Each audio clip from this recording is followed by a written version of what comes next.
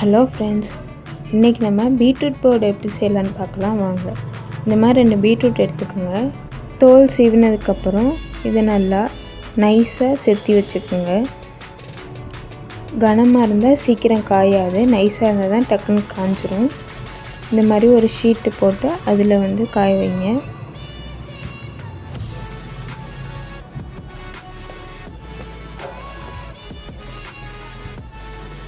Sheet இல்லாமல் plain பிளேட்டில் காய வைக்காதீங்க. இந்த மாதிரி ஒரு ஷீட் போட்டு அதில் காய வைங்க. இந்த மாதிரி தள்ளி தள்ளி போட்டால் சீக்கிரம் காஞ்சிரும். 1 or 2 டேஸில் காஞ்சிரும்.